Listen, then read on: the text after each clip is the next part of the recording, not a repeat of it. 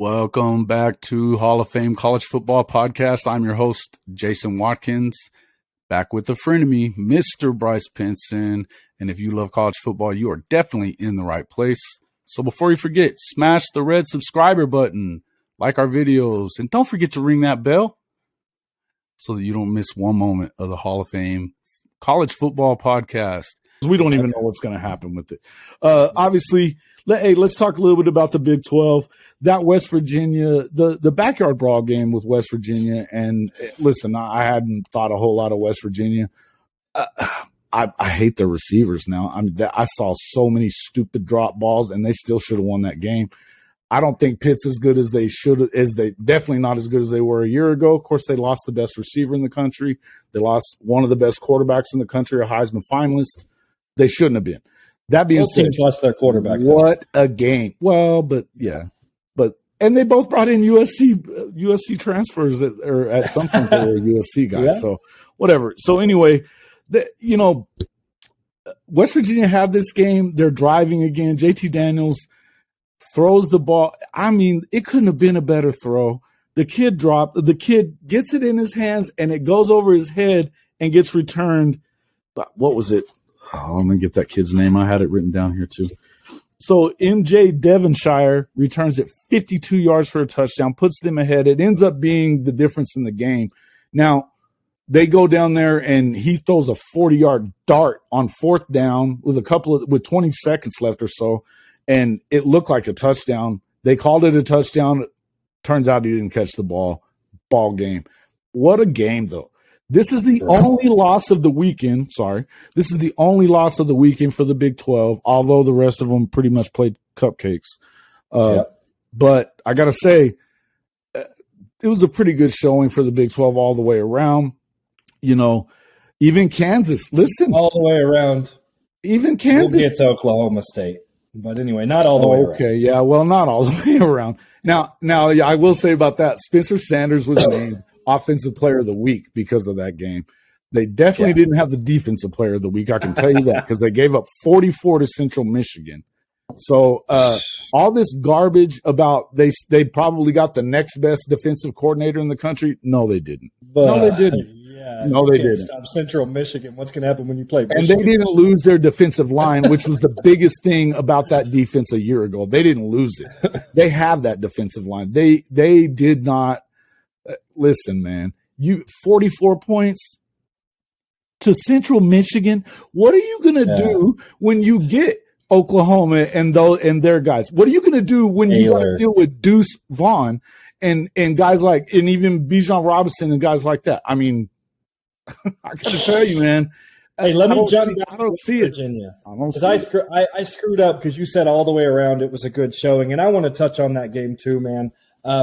West Virginia won that game. They had the game. They lost the game. They almost won the game again. My biggest take from that, Jason, is why haven't they been playing this game every single year? Why did they have to rekindle this rivalry? That's a disaster. That's a mistake for college football. This coaching staff is not – I mean, this new coach, and he's a new guy. I think this is his second season, and they're not – from what I can tell from the – hey, man, the Golden Blue dude doesn't like him. Doesn't like him. And so, he did bring in JT Daniels, got him from Georgia. Yeah, but that's not my question. My question is, didn't they rekindle this rivalry? This is like the first year. Yeah, the first time in 11 years. They hadn't played in 11 years. What the flip? Why are we not having rivalry games? Why did they stop playing? This game was incredible, and they have robbed us for 11 years of watching that. Well, and I got to tell you, man, with this entirety, here's the other thing about that. You want to talk about that? We're talking about conference expansion here in a few minutes, and we'll get into that part of it too.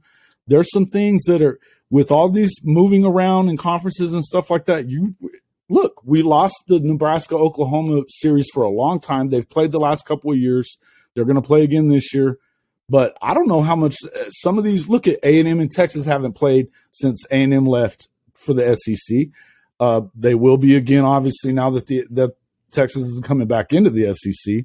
That's another thing we need to talk about as well. But again, listen, this is one of the things of this entire reorganization, realignment, all this other conference stuff that's going on. USC and UCLA moving into the Big Ten, they're going to preserve maybe some of their rivalries, maybe not, because as of now, with this CFP expansion, it doesn't look like anybody needs to really expand anymore right now. Yeah. It just doesn't. So we're not sure what's going to happen there. I wouldn't say it's not going to happen, but that stands to lose the entire Pac-12 thing for SC. That everybody is SC's rival in the Pac-12. Everybody. Yeah. The only one they're going to have really left is UCLA, maybe Notre Dame. If Notre Dame doesn't go Big Ten now, which they may not have to. They may not have to now. So we're going to see. I think there still are. But you don't know. You just don't know what's going to happen. In any event, moving on, big week 4. Obviously, Brent Venables, his first game as head coach of the Oklahoma Sooners, they roll over UTEP. UTEP was game at times, but it was kind of good to see as an Oklahoma fan. It was great to see that they didn't really lose anything offensively, and defensively they looked a ton better, even though they weren't getting a ton of push up front. That's from not having those big guys. But they gave up 13 points. I don't remember the last time they only gave up 13 points. I just don't. So, good start for them. Obviously, Texas started off the way they would have wanted to. Quinn Ewers, 225 yards, 2 touchdowns. He did throw a pick. But, they blow out Louisiana Monroe. Of course, they have to get ready for Alabama this week. Ouch. The big game, man, the game that I paid most attention to that I thought was a big game was that TCU Colorado. Colorado was beating them for most of the game. Not beating them. They were up 3-0, which I guess is beating them. Second quarter, it's 6-7. So that's not a big deal. TCU's up. But one thing I took from that game, man, that I couldn't believe is there's this kid named JT Shrout. Everyone needs to remember his name. He's a quarterback for Colorado. He has a massive arm. The reason he doesn't start for Colorado, everyone in their mom saying like, hey, why isn't he starting? If he starts that game, they win the game. That's what the commentary was. That's what people are saying. If this guy starts for Colorado, they win that game. What's the problem? I'm telling you the problem. He's so confident, Jason. He thinks he can fit that football through. Is he Brett Favre? Is he doing the Brett Favre thing? Yeah. A paper towel tube. You know what I'm saying? He believes he can fit that football through because he has a gun, a freaking gun. And man, he tries to fit it in these tight windows, and he threw some picks, but he has so much confidence in himself, he turns the ball over. If they start him, I don't care if he turns the ball over. If you ain't throwing interceptions, you ain't trying. And so I think if they started this kid, this game's closer. I still don't think they would win, but that game is close if he starts that football game. But it was an amazing football game that was really close. Colorado's defense held a really good offensive TCU team in check for most of that game. And then at the end, it got a little out of hand, and that's when they brought in Shrout. I need to remember his name myself.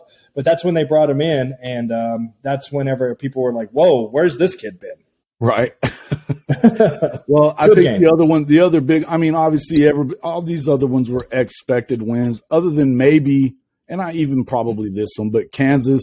Vegas had them winning one game. That was their over under. So they already got their one. They went 56-10 over Tennessee Tech. Look, that doesn't mean that they're going to win the Big 12. It doesn't mean they're going to really compete. But they'll get the 2 wins because they'll beat Texas. They'll beat Texas, so they'll get that second win. I didn't even say that, UT fans. It wasn't even coming from me. So just so you know, the guy wearing the hat did it. But anyway, we're going to do that anyway. So look, obviously that's a big win. That's big for them to just get that win to start off. Look, I don't know. The quarterback they had coming in is better than the guy they had a year ago. I feel like that's a solid team. Baylor obviously beating up on Albany. You expect that. Iowa State, Southeast Missouri, they're good. They blew them out. You expect that as well. Kansas State, though, South Dakota is one of them teams that has been pretty good. K-State beats them 34-0. Texas Tech blows out Murray State. Murray State's one of those Division I AA powers. So, Might be a big 63-10, but it's still a 1AA team. So either way, we're going to figure it out. I think that obviously, you got to be happy if you're a Longhorn fan because of the fact of you saw Quinn Ewers in action, first time since he played in high school and won a state championship. He looked pretty good. Did have an interception, but I don't know that that equates to anything coming up this week because they got to play number 1 Alabama, even though it's at home. I do not expect them to cover. I don't care what the number is. I just don't. So we'll see that. And here's the thing: if you expect them to just lose, which you should, what do they do? Can they rebound from it? That's the question. It's not about whether they can beat Alabama because we all know they're not going to beat Bama, but can they turn it around after that and not let that be what kills their season? Because after the Oklahoma game last year, they had 1 loss going in.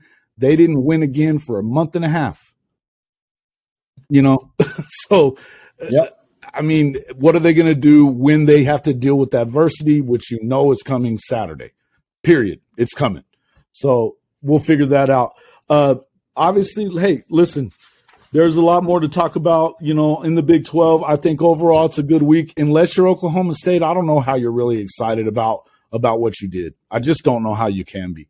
Because I got to say, when you give up 44 points to Central Michigan, and they're still on Twitter this morning, you see a bunch of these guys out there talking trash about Oklahoma instead of about their own team. Okay. Okay. Little brother, man. It's so weird. All right.